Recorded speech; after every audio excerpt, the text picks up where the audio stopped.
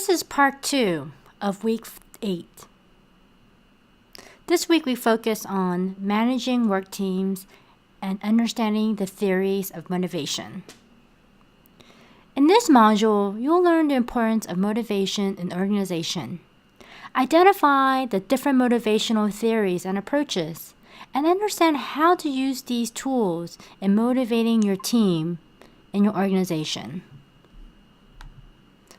Motivation focuses on internal and external factors that stimulate desire and energy in people to be continuously interested and committed to a job, role, or goal. The results from conscious and unconscious interactions. The manager objective is to motivate people to behave in the organization's best interests. There are many need-based theories of motivations. Need-based theories believe that humans are primarily motivated by deficiency in one or more needs or needs category. You may ask yourself, which of these theories is correct?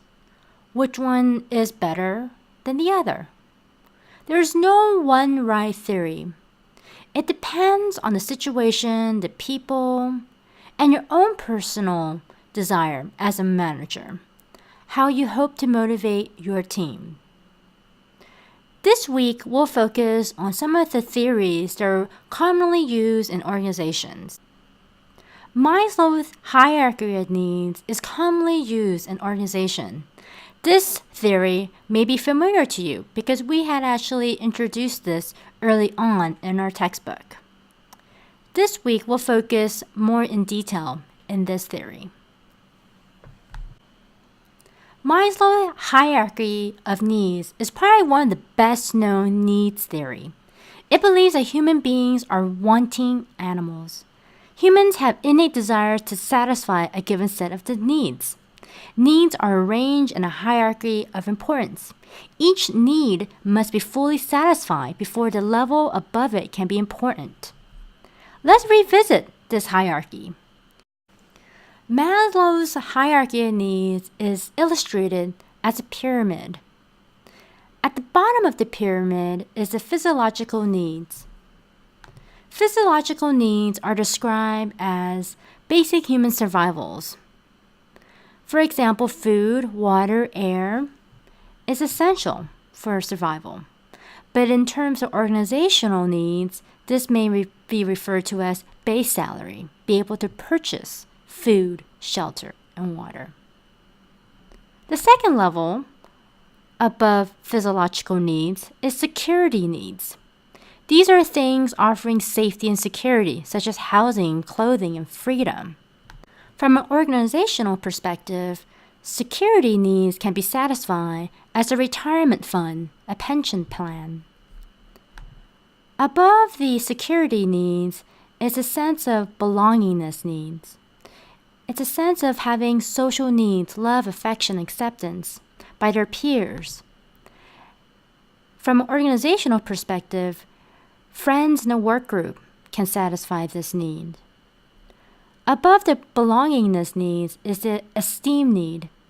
From an organizational perspective, this can be referred to as job title, a sense of status. There's a need for positive self-image, positive respect.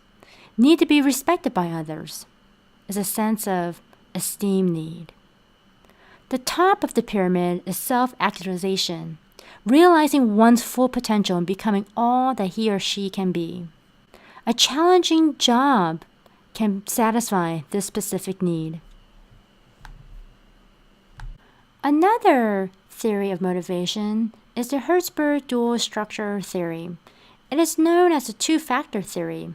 It focuses on factors associated with satisfaction and motivation. It discovers two dimensions of factors influencing satisfaction and motivation. These factors are defined as hygiene factors and satisfactor factors. Hygiene factors are discovered in response to questions about dissatisfaction and a lack of motivation. Dissatisfaction is often a result of inadequate pay, job security, supervisor, or work conditions. Satisfier factors can be found in achievement and motivations that are primary cause of satisfaction and motivations. These are job enrichment,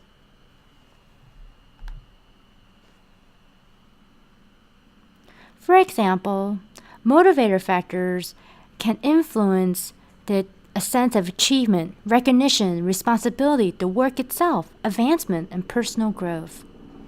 Job dissatisfaction can be influenced by the working conditions, co-worker relationship, the policies and rules, or a supervisor, or the base wage salaries. By understanding and categorizing dissatisfaction and satisfaction, a manager can then understand where and how they can influence these factors to then result in better performance by the team. In addition to these theories, there's a need for achievement, affiliation, and power. The need for achievement develops as a result of an individual desire to accomplish a goal or a task more efficiently than in the past. An individual with high need of achievements set difficult goals, may make risky decisions, consider themselves as workaholic, assume personal responsibility for completing tasks, and may volunteer extra duties, but they oftentimes do not delegate to finish.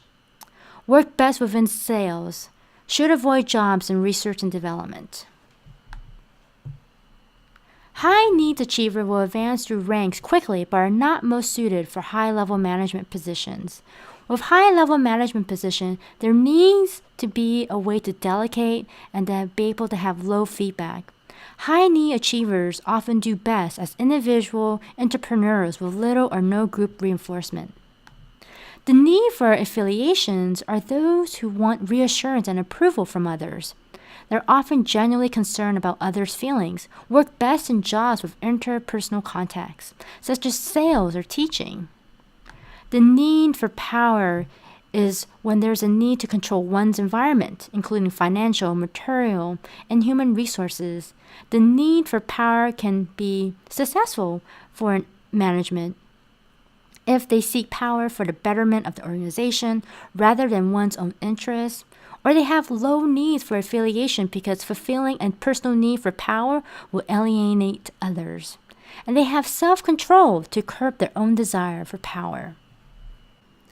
Another theory of motivation is the equity theory. It is a four-step process in which an individual forms perception of equity. First, is to evaluate how they are being treated by the organization. Second, form a perception of how a comparison other is being treated. Third, compare their own circumstances to those of the comparison other, and then form an impression of either equity or inequity. Fourth, depending on the strength of this feeling, the person may choose to pursue one or more methods to reduce inequity. Methods used to reduce inequity is first to change your own inputs. Inputs are individual contribution to the organization. Individual may put less effort into work. Second, change our own outcomes. Outcomes are what the person receives in return, such as pay, recognition, intrinsic rewards. Individual may alter their perception of the value of the current outcome. Third, alter our perception of ourselves and our behavior. Fourth, alter our perception of the comparison others' input or outcomes. Fifth, change the object of comparison. Sixth, leave the situation. Another theory of motivation is the expectancy theory. It was first to apply motivation theory in the workplace. It seeks to determine how individuals choose among alternative behavior. It believes motivation is based on how much we want something and how likely we are able to get it. The expectancy theory has a couple components. It focuses on effort, performance, and outcomes. It emphasizes the linkage between these three elements and describes in terms of expectancy and valence. Valence is the relative attractiveness or unattractiveness of an outcome and the value of that outcome to the person. Effort to performance expectancy is a person's perception of their probability that effort will lead to successful performance. Performance to outcome expectancy is a person's perception of the probability that performance will lead to certain other outcomes. The contemporary learning theory looks at learning as a cognitive process. It examines how people are active participants in how they learn. There are four main beliefs within this theory. First, people draw on their experience and their past as a basis for their present behavior. Second, people make choices about their own behavior. Third, people recognize the consequences of their choices. Fourth, people evaluate the consequences and add them to prior learning, which in turn affect future choices. Learning reinforcement theory examines the consequences of behavior called reinforcement. This suggests that behavior is a function of its consequences. Behavior resulting in a pleasant outcome is most likely to be repeated, rather than those in unpleasant consequences, which are less likely to be repeated. Also, it is suggested that people can explore a variety of possible behaviors in any situation. People systematically choose the behavior that results in the most desirable outcome. There are four forms of reinforcement. There is the positive reinforcement, which is a reward or other desired consequences that a person receives after exhibiting the behavior. There is the negative reinforcement, the avoidance, the opportunity to avoid or escape from unpleasant circumstances after exhibiting a behavior. Third, extinction, decreases the frequency of a behavior by eliminating a reward or desired consequences that follows the behavior. Fourth is punishment, an undesired aversion consequences that results from behavior. One of the behavioral theories of motivation is the goal-setting theory. The goal is to enhance employees' performance. The goals are used for two purposes. First is to provide a framework for managing motivation. Second, goals are in effect control to help monitor the organization's long-term performance and short-term performance with employees' goals. The goal-setting theory focuses on self-efficacy, which determines an individual's degree of pride and disappointment in regards to their goals.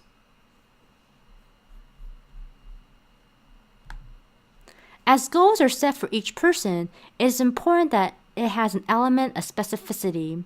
Goal specificity is the clarity and precision of the goal. Goals are more likely to be achieved if they're specific.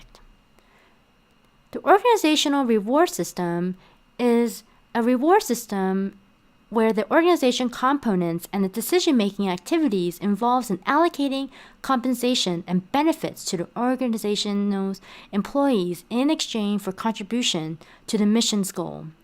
Reward constitutes the inducement provided to employees by the organization to meet their psychological contract. The purpose of a reward system is to attract, retain, and motivate qualified employees. In order to do this, compensation must be equitable and consistent to remain competitive in the external labor market and comply with the law. Organization must determine what type of behavior performance to encourage with a reward system to ensure employees clearly understand what is desired. Rewards may be intrinsic or extrinsic, but both must carry service and symbolic value. Service value of a reward is the objective meaning of worth. Symbolic value of a reward is the meaning it conveys to people how much they are valued in the organization. Organizational reward system can improve performance under the right condition. It is an effective means of motivation. However, it can be costly in time to run them if cash rewards are given. So there are 8 different ways that leaders can motivate employees beyond money. You can energize your team. There's more to life than work. Put your peoples first. Act with integrity. Be a great communicator. Be a great listener. A great problem solver. And lead through experience and competency, not through title and position. At this diagram, you can see that there are several ways to motivate employees. such as having a much more descriptive job design, engage in employees' participation in the design of a new activity, have a flexible work schedule. Use the goal-setting theory with your employees, together setting goals that meets the organization mission. Have a performance management periodically schedule for the team leader and the members of the team. And organizational rewards could be beyond monetary value. In summary, we cover several different theories of motivation.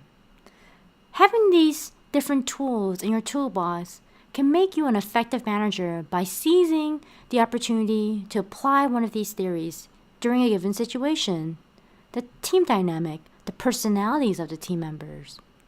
Remember the Maslow hierarchy of needs, the Herzberg dual structure theory of what are job satisfactions and dissatisfactions of activities, the need for achievement, the need for affiliation, and the need for power. The equity theory, expectancy theory, the learning theory, the contemporary learning theory, learning and reinforcement theory, behavioral theories of motivation such as goal-setting theory, and organizational reward system. And understanding all these different theories is a way to enhance performance in an organization.